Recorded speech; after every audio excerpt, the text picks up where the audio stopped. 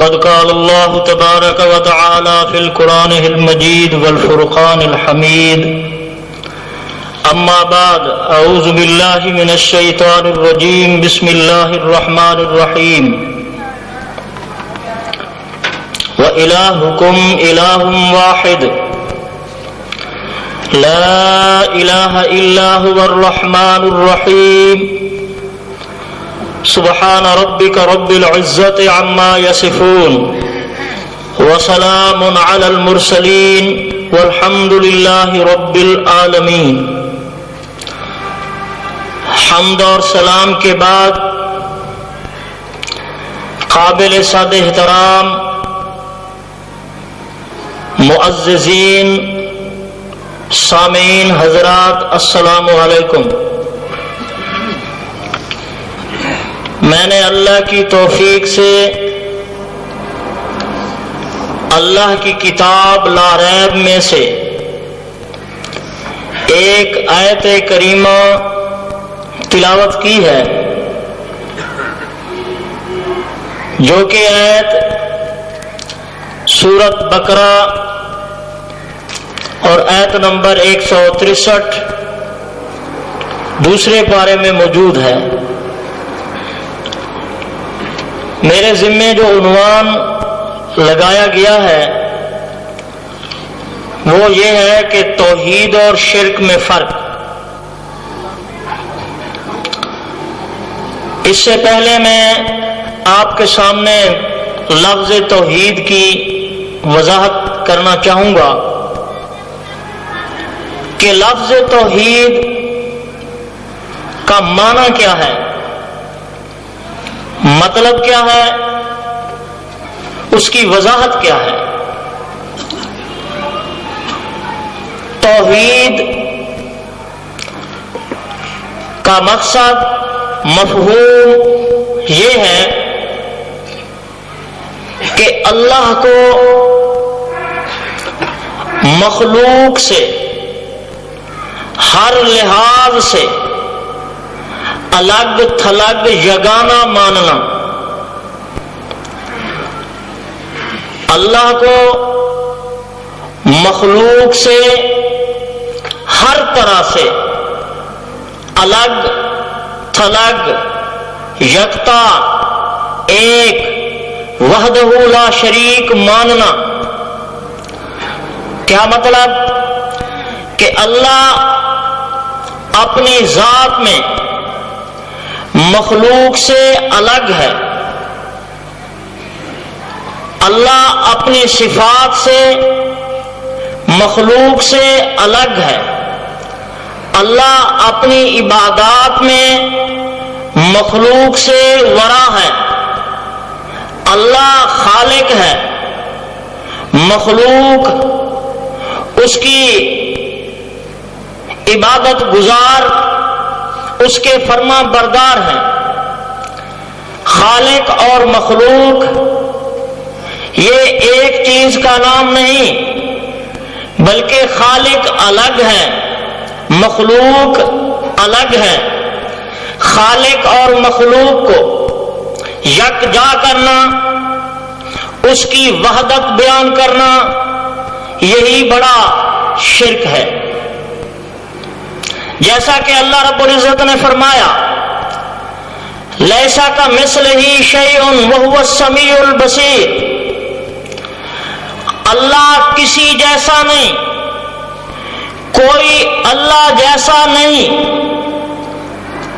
لیسا کمثلہ، اللہ کسی کی مثال نہیں، کوئی اللہ کی مثال نہیں۔ جو اس طرح اللہ کے ساتھ کسی کو مثال دے، اللہ نے ان کو کافر کہا ہے۔ جیسا کہ یہود و نصارہ کا یہ نظریہ تھا اور ہے، انہوں نے یہی کہا کہ جس نے عیسیٰ کو دیکھا وہ یوں سمجھے کہ اس نے اللہ کو دیکھا، جس نے اللہ کو دیکھا وہ یوں سمجھے کہ اس نے عیسیٰ کو دیکھا، اور جس نے عیسیٰ بن مریم کو دیکھا یوں سمجھے کہ اس نے اللہ کو دیکھا۔ تو اللہ رب العزت نے فرمایا یہی تو نظریہ ان لوگوں کا ہے، لقد کفر الذین قالوا ان اللہ مسیح ابن مریم، کہ جن لوگوں نے یہی کہا کہ اللہ تو ہے ہی وہی جو عیسیٰ بن مریم کی شکل میں آیا، جو مستوی عرش تھا، اتر پڑا مدینے میں مصطفیٰ ہو کر، کہ وہاں عرش پر جو رہتا ہے وہاں تو محمد احد بن کر رہتا ہے، جب وہ نیچے آتا ہے تو وہ محمد نہیں ہوتا، وہ احد اوپر ہوتا ہے تو نیچے احمد بن جاتا ہے، بس یہ میم کا فرق ہے، یہ وہ ہے اور وہ یہ ہے۔ اللہ رب العزت نے فرمایا یہ میری ذات میں شرک کرنے والا بندہ یہی تو بڑا مشرک ہے۔ اللہ کی ذات میں کوئی شریک، کیا مطلب؟ کوئی اللہ جیسا نہیں، اللہ کسی جیسا نہیں، یہ ذاتی شرک ہے۔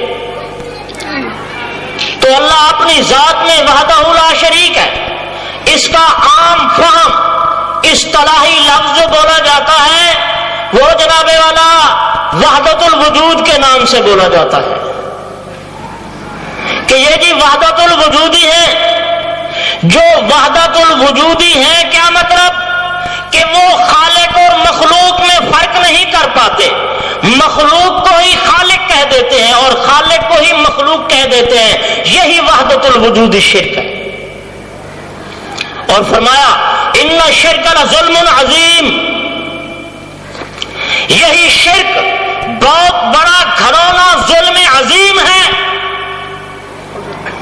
اور پھر فرمایا کہ اس ظلم عظیم کی وجہ سے اس شرک کرنے پر ہم نے اپنی جنت کو حرام قرار دے دیا۔ شرک کیا ہے؟ کہ اللہ کو کسی مخلوق جیسا ماننا، یہی ذاتی شرک ہے۔ اب صفاتی شرک کیا ہے؟ مثال کے طور پر حاکم اعلیٰ اللہ ہی ہے، حاکم اعلیٰ اللہ ہی ہے، اللہ کے علاوہ مخلوق میں سے کسی کو حاکم ماننا، اس کی حکومت میں، اس کی بادشاہت میں کسی اور کو شریک ٹھہرانا، یہی شرک ہے۔ پھر اللہ کا علم ہے، اللہ سمیع ہے، اللہ بصیر ہے، اللہ حی و قیوم ہے، اللہ وحدہ لا شریک ہے، یہ سب کہتے ہیں، وحدہ لا شریک سب کہتے ہیں، لیکن کیا مطلب؟ پھر یہ بھی کہتے ہیں کہ جس نے حضرت جی کو دیکھا وہ یوں سمجھے کہ اس نے اللہ کو دیکھا، اور جس نے اللہ کو دیکھا وہ یوں سمجھے بس یہ اللہ کی شکل، بس اوپر سے تو انسان بندہ ہے، اندر سے تو یہ وہی اللہ ہی ہے۔ تو یہ وحدت الوجودی۔ اور صفاتی شرک کہ اللہ سمیع ہے، اللہ سمیع ہے کہ سننے جاننے والا وہی اللہ ہے، اللہ کے علاوہ کوئی اور سننے جاننے والا نہیں۔ آپ کہیں جی سننے جانتے ہیں، ہم بھی سنتے ہیں۔ فرمایا اللہ کا سننا لامحدود، اللہ کا جاننا لامحدود، اللہ کا دیکھنا لامحدود، اور مخلوق کا سننا محدود، مخلوق کا جاننا محدود، مخلوق کا دیکھنا محدود، اور اللہ کا دیکھنا لامحدود۔ جو اللہ کے لفظ سمیع میں کسی غیر کو شریک ٹھہراتے ہیں یہ بھی شرک ہے۔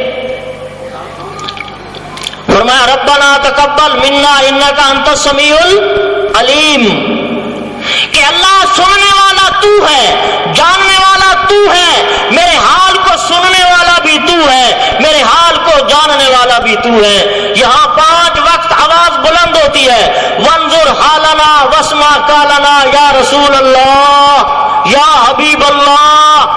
کیا مطلب ہے؟ وانظر حالنا، اے اللہ کے رسول ہمارے حال کو دیکھیے، واسمع قالنا، ہماری باتوں کو سنیے۔ اللہ کا رسول سمیع ہے اور بصیر بھی، کسی کا قریب سے ہے، کسی کا دور سے ہے، کسی کا وہیں جا کر فرمایا انک لا تسمع الموتى وما انت بمسمع من فی القبور. اے پیغمبر صلی اللہ علیہ وسلم، جو قبروں میں مدفون ہیں آپ ان کو سنا نہیں سکتے. کیوں کہ وہ سن بھی نہیں سکتے. کیوں کہ اموات غیر احیاء، یہ تو مر چکے ہیں، زندہ ہی نہیں ہیں. زندہ تو سنتا ہے پر مردہ نہیں سنتا، پر بعض زندہ بھی نہیں سنتا. کون سا زندہ؟ جس کی قوت سماع ختم ہو جائے وہ بھی نہیں سنتا، وہ زندہ ہے. اور یہ کہنا کہ اللہ بھی سنتا ہے، ہر جگہ سے سنتا ہے، ہر کسی کی سنتا ہے، ہر وقت سنتا ہے، ہر جگہ سے سنتا ہے، اور اللہ کے مقابلے میں مردے بھی سنتے ہیں. مردے بھی سنتے ہیں. کیسے سنتے ہیں؟ وما انت بمسمع من فی القبور. من، حرف من یہ ذوی العقول کے لیے آتا ہے، اور ذوی العقول انسان کو کہتے ہیں. اور انسانوں میں سب سے پہلا نمبر نبیین کا ہے، دوسرا نمبر صدیقین کا ہے، تیسرا نمبر شہداء کا ہے، چوتھا نمبر صالحین کا ہے. کوئی نبی، کوئی صدیق، کوئی شہید، کوئی صالح، کوئی ولی جب وہ مر جاتا ہے تو اللہ فرماتا ہے وہ سن سکتا، آپ سنا سکتے. یہ اللہ کی سما ہے. اللہ علیم ہے، اللہ سمیع ہے، اللہ بصیر ہے، اللہ دیکھتا ہے. اللہ فرماتا ہے میں دیکھتا ہوں، میں تمہیں دیکھتا ہوں، تم مجھے نہیں دیکھ سکتے. کیوں نہیں دیکھ سکتے؟ لیسا کمثلہ شیء، میں تو کسی کی مثال ہی نہیں ہوں. میں تو تمہارے ٹٹولنے کی قوت میں بھی نہیں آ سکتا، میں تو مس کرنے کی قوت میں بھی نہیں آ سکتا، میں تو سونگنے والی صفات میں بھی نہیں آ سکتا. نہ میں تمہیں نظر آتا ہوں، میں تم کو دیکھتا ہوں. کیوں؟ اگر ہے کوئی تو سامنے پیش کرو. قل ہاتوا برہانکم ان کنتم صادقین. اگر تم اپنے دلائل میں سچے ہو. آج اتنا کفر، قبر پرستی اتنی، کیوں قبر پرستی کی جا رہی ہے؟ مزار پرستی کیوں کی جا رہی ہے؟ اس لیے کی جا رہی ہے کہ جو صاحب قبر ہے وہ ویسے کا ویسا زندہ ہے جیسے دنیا میں زندہ تھا.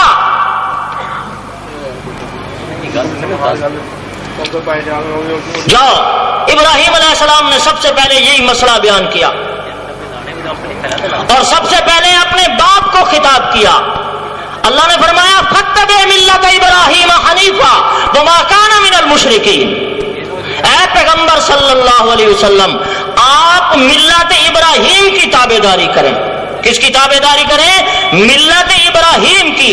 اور ملت ابراہیم کیا تھی کہ اس نے سب سے پہلے یہی مسئلہ بیان کیا وَإِلَٰهُكُمْ إِلَٰهٌ وَاحِدٌ، اور باپ سے شروع کیا. یا ابت، اے میرے ابا، لِمَ تَعْبُدُ مَا لَا يَسْمَعُ وَلَا يُبْصِرُ وَلَا يُغْنِي عَنْكَ شَيْئًا. اے ابا حضور، اے ابا جی، لیما تعبدو، آپ ان کی عبادت کیوں کرتے ہیں؟ ذرا دلیل تو بتائیں، علت بتائیں، لم بتائیں، وجہ بتائیں. جو مشرک ہوتا ہے نا اس کے پاس دلیل، وہ آگے سے کیا کہتا ہے؟ کہتا ہے قالوا وجدنا علیہ آبانا کذالک یفعلون. میں تو ویسے ہی کروں گا جیسے میرے آباء و اجداد کر رہے تھے. یہ شرک کی علامت ہے. مشرک کے پاس دلیل، اس کے پاس یہی کہاوت ہوتی ہے قالوا وجدنا. یہ شروع سے لے کر قیامت تک مشرکین کی یہی بات رہے گی. ہر مشرک ایسے ہی کہے گا، جس دور کا مشرک. تو اللہ کے پیغمبر ابراہیم علیہ السلام نے فرمایا اے ابا، آپ جن کی عبادت کرتے ہیں، کن کی عبادت؟ من دون اللہ، اللہ کے علاوہ جن کی آپ عبادت کرتے ہیں. من دون اللہ. افحسب الذین کفروا ان یتخذوا عبادی من دونی اولیاء، اللہ کے علاوہ کون ہے؟ من دونی اولیاء، میرے علاوہ میرے بندوں کو، نبیین کو، صدیقین کو، شہداء کو، صالحین کو کیا کرتے ہو؟ الہ بناتے ہو، معبود بناتے ہو، مشکل کشا بناتے ہو، داتا مانتے ہو، غریب نواز مانتے ہو، داتا گن بخش مانتے ہو، مشکل کشا مانتے ہو، اجڑیاں درست کرنے والا مانتے ہو، بگڑیاں بنانے والا مانتے ہو۔ کیوں؟ کیا یہ سنتے ہیں؟ اس نے کہا جی سنتے ہیں۔ ابا جی پھر دلیل تو کوئی پیش کریں۔ بیٹا دلیل شلیل نہیں ہے ہمارے مذہب میں، یہ شروع سے آ رہے ہیں، سارے کہتے تھے سنتے ہیں سنتے ہیں سنتے ہیں سنتے ہیں سنتے ہیں، اس لیے ہم بھی کہتے ہیں سنتے ہیں۔ تو ابراہیم علیہ السلام نے فرمایا ابا جی پھر دلیل سنیے، مالا یسمع مالا یسمع مالا یسمع، مالا جن جن کو آپ پکارتے ہیں، لا یسمع یہ فعل مضارع ہے، نہ وہ سنتے ہیں نہ سنیں گے، نہ وہ سنتے ہیں نہ سنیں گے، نہ ہی سنتے تھے۔ ولا یبصر نہ وہ دیکھتے ہیں نہ دیکھیں گے، ولا یغنی عنک شیئا نہ وہ آپ کے مشکل کشا ہیں نہ ہوں گے نہ تھے۔ کون؟ جن جن کو آپ معبود مانتے ہیں، نبی کو مانتے ہیں، صدیق کو مانتے ہیں، شہید کو مانتے ہیں، ولی کو مانتے ہیں، جن کو بھوت کو، چاند کو، سورج کو، ستاروں کو، سیاروں کو، آسمان کو، آگ کو، ہوا کو، مٹی کو، پانی کو، قبروں کو، شجروں کو، ڈنڈیوں کو، کنڈیوں کو، تازے تبوت کو، گھوڑے کو، جنگلی درندے کو، جس کو بھی آپ مانتے ہیں، وہ یہ کہتے تھے ہم ان کو الہ نہیں مانتے، ما نعبدہم الا لیقربونا الی اللہ زلفی، ہم تو ان کو اس لیے ان کی عبادت کرتے ہیں کہ یہ اللہ کے قریب ہیں، ہم اللہ سے دور ہیں، اللہ ان کی ٹالتا نہیں ہے، اللہ ہماری سنتا نہیں ہے۔ اللہ نے فرمایا سمع اللہ لمن حمدہ، جو ہماری حمد کرتا ہے، جو ہماری تعریف کرتا ہے، ہم سب کی حمد تعریف۔ قال ربکم ادعونی استجب لکم، تم مجھے ظالموں بلاؤ تو صحیح میں تمہیں جواب دوں گا۔ اب یہ کہتے ہیں وہ ہماری سنتا ہی نہیں ہے۔ تو یہ کیا تھا؟ اللہ عبادت میں بھی وحدہ لا شریک ہے، عبادت میں بھی اللہ کی عبادت کیا ہے؟ ایک جتنے بھی پیغمبر آئے سب نے یہی کہا یا قوم اعبدوا اللہ، اللہ نے بھی یہی کہا یا ایھا الناس اعبدوا ربکم الذی خلقکم، او لوگو اللہ کو پکارو، اللہ کی حمد و ثنا کرو۔ صلاۃ کا معنی ہے حمد، ثنا تعریف۔ صلاۃ کا معنی کیا ہے؟ حمد، دعا، ثنا تعریف۔ دعا کس سے مانگو؟ اللہ سے۔ تعریف کس کی کرو؟ اللہ سے۔ اس لیے اللہ نے پیغمبر سے فرمایا کہ میرے پیغمبر اعلان فرما دیجئے قل ان صلاتی و نسکی و محیایا و مماتی للہ رب العالمین، قل ان صلاتی بے شک میری نماز میں میرا قیام للہ، میری ثنا للہ، قیام للہ، رکوع للہ، سجدہ للہ، تعریفیں للہ، یہ نماز ہے۔ کیا ہے؟ نماز میں کیا کیا جاتا ہے؟ اللہ کی تعریف کی جاتی ہے اور آخر میں دعا کی جاتی ہے ربنا اغفر لی ولوالدی وللمؤمنین یوم یقوم الحساب۔ تو وہاں شرط لگائی وللمؤمنین یوم یقوم الحساب، کہ اللہ مومنین کو حساب کتاب کے دن سے محفوظ فرما۔ آگے فرمایا اِنَّ صلاتی وَنُسُکی، اور میری قربانی، میری قربانی، قربانی کا کیا مطلب ہے؟ کہ میرا جو کچھ ہے وہ تیرے لیے ہے، میرے پاس جو کچھ ہے وہ کس کے لیے؟ تیرے لیے۔ ایاک نعبد و ایاک نستعین، اے اللہ